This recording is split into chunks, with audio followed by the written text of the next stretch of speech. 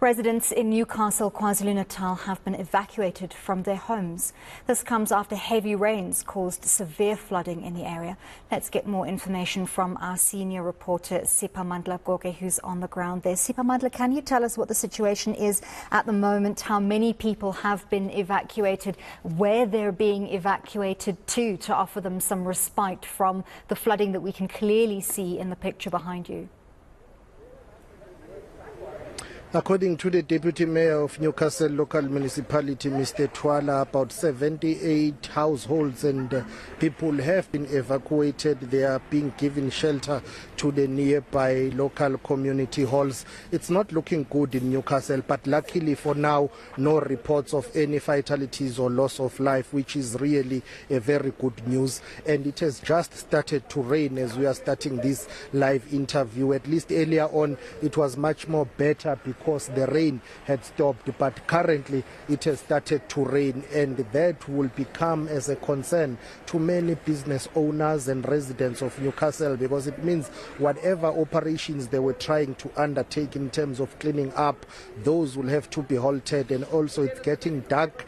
There is no electricity in most of the areas in and around Newcastle. As you can see, we are in one of the biggest factories here in Newcastle, which employs about 680 people, if I'm not mistaken, and it's been flooded. They are busy with their cleanup operations right now. The staff is at home because there is nothing they can do. We'll take a walk and go inside and try to show you the extent of the damage inside. But this factory is not going to operate at least for the next 3 days or so.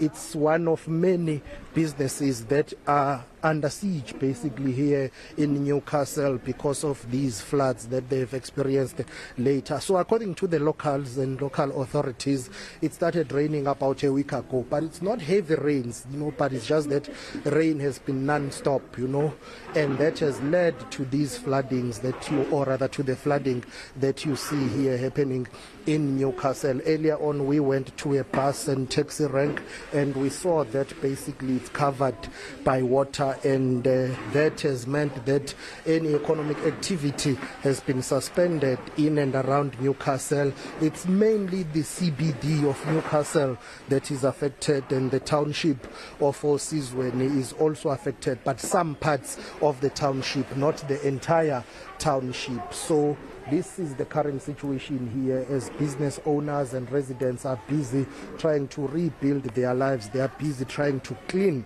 so that at least they will be able to resume with their business and economic activities. As I've alluded earlier on, that this factory alone employs more than 680 people, and all of them have had to go home because of this. And the light that you see inside here is due to the backup generators that are running here. They've got 3 huge generators that they are using for this, and then what they are doing is they use those generators to get power so that they can continue with their cleaning operations, because if they do not clean, their stock will get damaged and it will take time for them to resume their economic activity. So in and around Newcastle, there is a concern and an issue with the drainage system. It's been raised by the local authorities before and the provincial government, and it appears that it has not been fixed. And that begs the question to say, even if it does not rain for much, but every little rain that comes down, there will be blockages, and then they will have to deal with the issue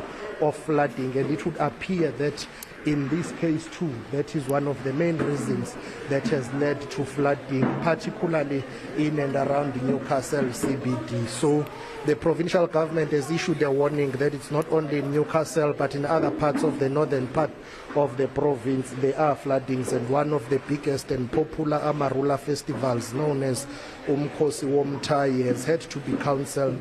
It was set to be convened today, but it's been cancelled because of severe weather situation in that part of the province, which is the northern part in Emanguze. So that is the current situation here, and the biggest challenge is that there is no power in some of the areas. Siphamandla, when we see power outages for a prolonged period of time, we know from experience in load shedding that affects water purification, water pumping stations. Obviously, I think these residents would rather prefer not to see water for a while. They seem to be trying to deal with vast amounts of it to get rid of it. However, clean drinking water, waste treatment plants, that's an essential part of municipal infrastructure. Can you tell us how that's been affected?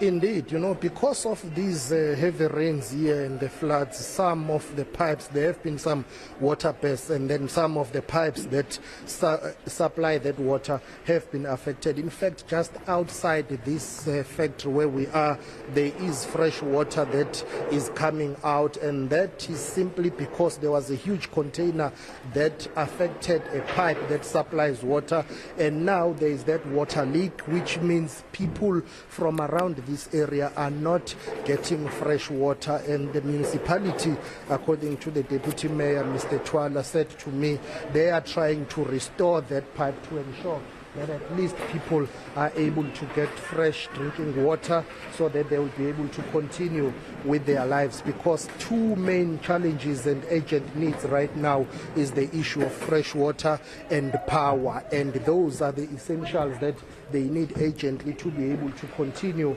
with their lives, and that have been affected. And it appears to me that it will take a bit of time for that to happen, and it will take quite many days for economic inkinga yini Newcastle kwenze njani lezi ikhukhula ziqale nini zini affecta kanjani? Hayi ziyas-affecta kakhulu ngoba nje kusukela izolo iqale nje imbula kancane, but ngo past 4 then we find ama-calls ukuthi amanzi aseyangena, then we try to come by past 5 o'clock, some come at 4 o'clock, but in a location we try to come until past 5. We're here trying to lift everything up, but it's very bad because we're going to sleep here because it seems like it's coming again.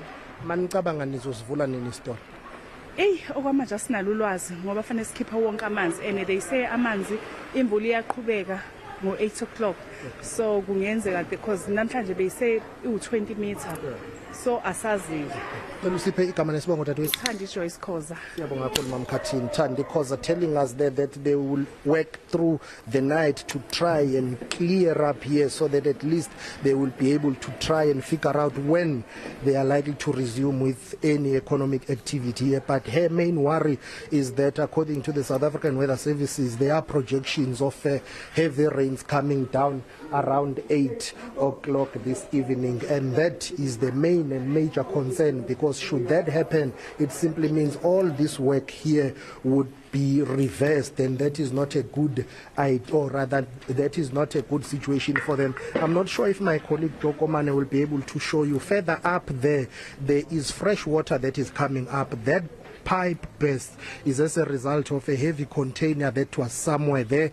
It was washed away by floods. When it was washed away, it damaged that pipe, basically meaning these business premises and the residential areas behind do not have access to clean drinking water, and the priority is to fix that infrastructure so that there could be clean drinking water flowing for residents and businesses. And on top of that, the issue of electricity and power supply is another challenge here. So the situation at the moment, a number of people have been evacuated, but there are no fatalities. The disaster teams of the local municipality, together with the province of Kwazulu-Natal, they are trying to put together information and trying to assist those areas that are in urgent need, because besides businesses, you've got local residents in the townships, particularly Osizweni. We are told some wards and sections are heavily affected. Thank you very much, ENCA's Sipamandla Goge, coming to us from Newcastle.